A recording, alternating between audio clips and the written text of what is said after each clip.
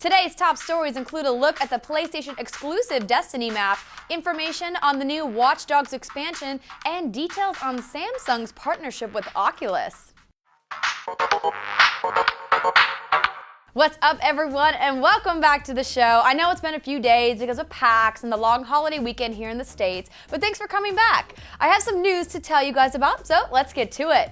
First up, Activision has made it very clear that Destiny should be played on the PS4. Validity of that aside, they are trying to woo consumers to buy Destiny on PlayStation with lots of exclusive content, including the Exodus Blue PvP Crucible map, which unlocks at level 5. Over on the PlayStation blog, they detail the map, which is said to be designed for ground combat and optimized for teams of 3 or 6. 5 different game modes can be played on the map, including Clash, Rumble, Salvage, Control, and Skirmish. Now, if you guys played in the beta, you might be familiar with them, but check out the blog if you want additional details. They also showed off some of the PlayStation exclusive gear, which are level 20 rare gear sets, and according to the trailer, the upgrades available are more powerful than any other class of item.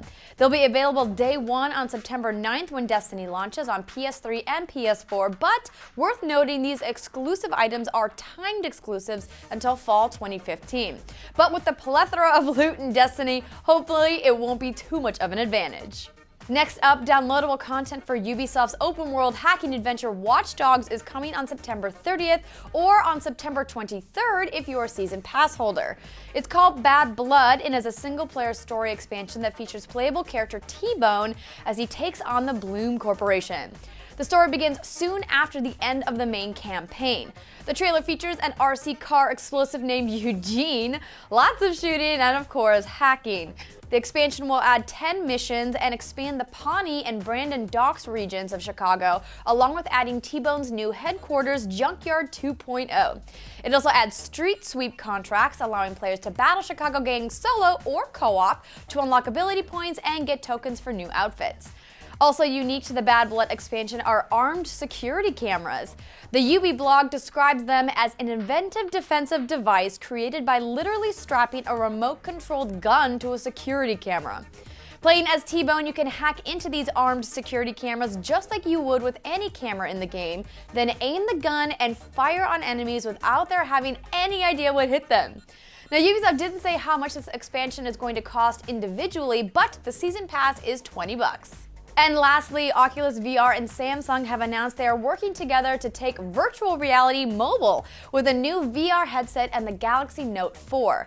Called the Samsung Gear VR Innovator Edition, it allows users to connect an Oculus headset to the Samsung mobile device.